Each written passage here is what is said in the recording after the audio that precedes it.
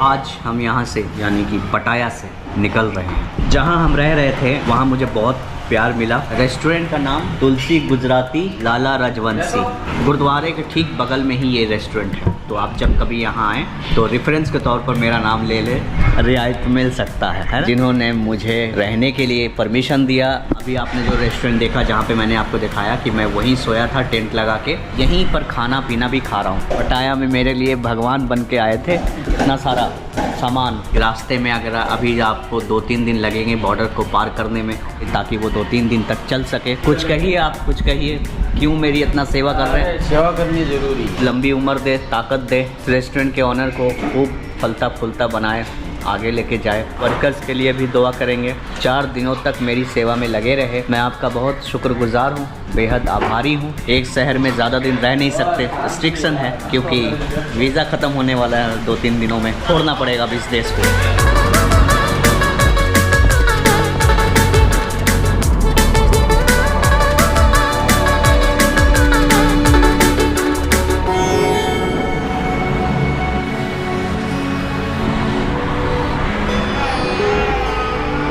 Fresh हो जाता हूँ। How are you? Your name? No English? Can I use toilet? Okay, खपन खा। लंबे सफ़र के बाद हम आ चुके हैं पीटीटी स्टेशन यानी पेट्रोल पंप, और ये रहा विकलांगों के लिए टॉयलेट।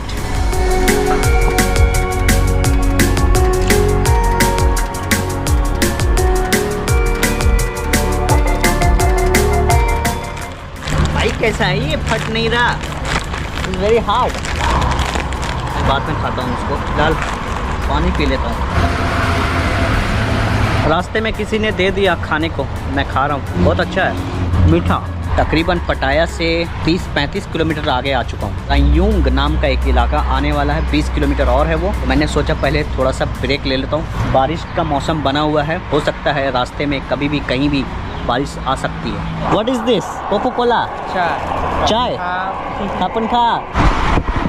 भाई लंबी लंबी ट्रक चल रही है, डर लगता है यार रास्ते में रोकना। यहाँ तक कि कोई तो दारू भी दे रहा है पीने के लिए कि दारू पियो थकान दूर हो जाएगा। ये बंदा 5 किलोमीटर चल के आया सिर्फ ये देने के लिए। बहुत कुत्ता है। हम आ चुके हैं रायूंग, ये वाला नाम है। ये एक डिस्ट्रिक्ट है, पटाया से तकरीबन 60 किलोमीटर की दूरी पर है। मुझे मिला एक बुद्धिस्ट टेम्पल, जहाँ मैं आज रात अपना टेंट यहाँ लगाऊंगा और सोऊंगा। मुझे इससे बढ़िया जगह दिया जा रहा था सोने के लिए, लेकिन वहाँ पे चार्जिंग पॉइंट नहीं था। तो मुझे इसका बड़ा ख्याल रखना पड़ता है कि मोबाइल चार्जिंग पॉइंट हो बगल में, और अगर पंखा है तो बहुत अच्छी बात है, और बगल में टॉयलेट वगैरह भी हो तो ठीक ठाक है। सीढ़ी से चढ़ के जाना पड़ेगा, बट इतना तो सेक्रीफाइस कर ही सकते हो। भाई यहाँ पे एक चीज़ ख्याल रखना, कुत्ते बहुत होते हैं, बहुत कुत्ते, अनलिमिटेड। इस तरह के टेम्पल में बहुत कुत्ते पोसे पाले जाते हैं। जब कोई नया लोग मंदिर में इंटर करते हैं तो उन पर अटैक करने की कोशिश करता है। ये भूखता है, अटैक नहीं करता, भूखता है। जो पुजारी होते हैं यहाँ पे आसपास, तो वो आपकी रक्षा करेंगे, वो आपको देख रेख करेंगे, कुत्ते को भगाएंगे। चलिए शुरू करते हैं घर बनाना।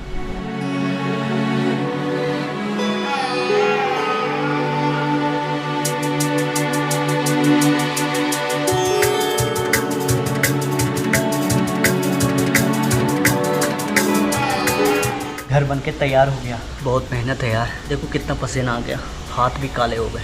बहुत ज़्यादा मेहनत है। मुझे सबसे ज़्यादा टफ काम लगता है टेंट लगाना, और फिर इसे निकालना, निकाल के फिर सरियाना। ये 1 दिन का नहीं, 2 दिन का नहीं, 3 दिन का नहीं, पिछले 1 साल से इसी तरह से मैं चल रहा हूँ, इसी तरह से कर रहा हूँ।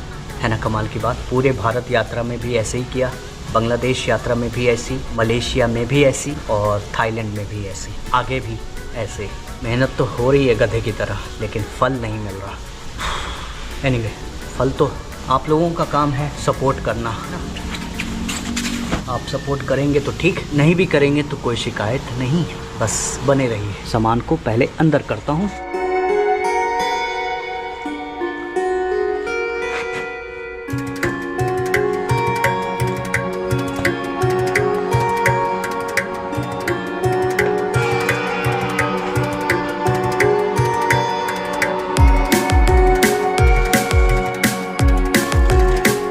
रोज़ाना आधा घंटा लगाने में, सारे सामान रखने में, और रोज़ाना 1 घंटा सेट करने में, समेटने में लगता है। और पिछले 1 साल से मैं ये काम कर रहा हूँ। तो जोड़ो कितना होता है, कितना हुआ वो आप भी कमेंट में करके बताओ। सब बढ़िया। अब अपने घर को करते हैं बंद, इससे पहले कोई चोर ना घुस जाए। यहाँ कोई चोर नहीं है। Thailand the safest country. देखो पसीना कितना आ गया। जनवरी के महीने में ज़बरदस्त गर्मी। ड्यूरिंग द ट्रैवल आपको लोग या तो पैसा देते हैं या तो कुछ खाने पीने की कुछ चीज़ें दे देते हैं। ड्यूरिंग द ट्रैवल आपको चाहिए क्या? लहंगा चोली थोड़ी चाहिए। यहाँ पे एंजॉय करो। बहुत मेहनत है यार इस काम में। ये कभी कभी ऐसा लगता है कि मैं क्या कर रहा हूँ। खुद से पूछता हूँ मैं क्या कर रहा हूँ, क्यों कर रहा हूँ, किसके लिए कर रहा हूँ, किस लिए कर रहा हूँ। बहुत सारे सवाल आते हैं लेकिन सबको इग्नोर कर देता हूँ। इसका जवाब हम आपसे चाहते हैं कि आप बताएं हम क्यों ये सब कर रहे हैं। तो देखो भाई मेरे लिए पंखे का भी इंतज़ाम कर दिया जो यहाँ के मेंबर थे उन्होंने। मैं गया था बाहर मोबाइल रिचार्ज कराने, 100 थाई बात लगे हैं जिसमें मुझे मिला 60 GB 8 दिनों के लिए। यहाँ पे इंटरनेट काफ़ी महंगा है। आज के इस वीडियो में हम इतना ही। इस वीडियो को यहीं करते हैं ख़त्म। Good night. स्वागत है आप सबका एक नई वीडियो में। तो सारा सामान मैं समेट लिया हूँ, तकरीबन 1 घंटा लगा। नहा धो लिया हूँ, वहाँ पे बाथरूम था पीछे में। ये जनाब आए, खाना दिया लाके। Your name? अजोत वथमा खपन खा। इन्होंने मुझे खाना और पानी लाके दिया। खाना ये कितना सही है कितना गलत है ये कहना बड़ा मुश्किल है। जो ये खाते हैं वही खाना मुझे भी परोसा गया है। आगे चल के किसी को डिलीवर कर देंगे या फिर इसे डंप करना पड़ सकता है। ये हमारे हेल्थ के लिए भी ख़राब है और हमारे रिलीजन के लिए भी ख़राब है। बल्कि हम सभी हिंदुस्तानी, कोई भी हिंदुस्तानी इस तरह का खाना ना तो वो पोक खा सकता ना तो वो काऊ खा सकता। ठीक है, पी लेंगे पानी।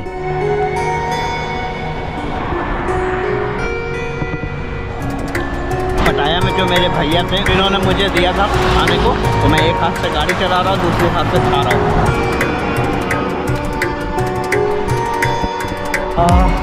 कौन सा इलाका? कलांग, क्लेंग।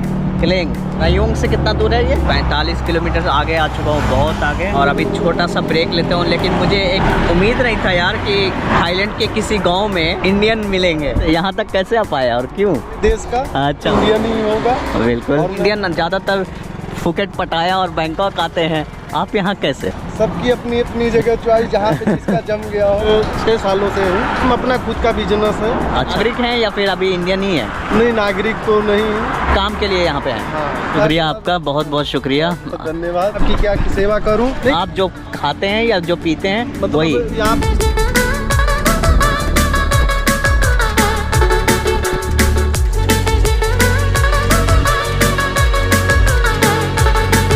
हाथ रोटी नहीं मिल रहा है क्योंकि भैया ने जो खाना दिया था पटाया में वो ख़त्म हो गया। थाईलैंड के रूरल एरिया से गुजर रहा हूँ तो यहाँ कोई भी इंडियन रेस्टोरेंट या इंडियन ढाबा नहीं। अभी जो भैया इंडियन मिले थे, ये भैया गोरखपुर से थे और यहाँ की लड़की से शादी की और यहीं रह गए। इन्हीं सब चीज़ों से काम चला रहा हूँ। 2 दिन तक थाईलैंड के अंदर, 2 दिन उधर भी पहुँचने में लगेगा।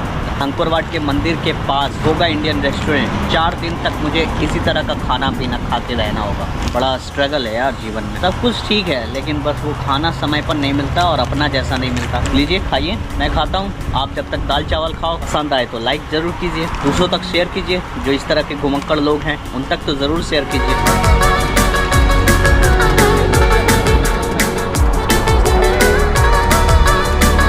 शरीर का एक एक अंग टूट चुका है गाइस, एक एक अंग। लेकिन हम कैसे सरवाइव कर रहे हैं, कैसे चल रहे हैं वो मैं ही जानता हूँ। आज मैंने यहाँ चलाया 125 किलोमीटर। भारत यात्रा के दौरान चलाया था 150 किलोमीटर। ये एक बौद्धिस्ट मंदिर है, यहाँ पे चार्जिंग पॉइंट भी है। तो यहीं पर बगल में मैं टेंट लगाऊंगा और आज रात इन्हीं खुली वादियों में बिताने वाला हूँ। सामने मेन गेट है, उसमें कोई गेट वेट नहीं है। कोई भी आके आदमी या कुत्ता जानवर आ सकता है, अटैक कर सकता है। यहाँ पे आसपास कोई सोता भी नहीं है, मैं अकेला ही।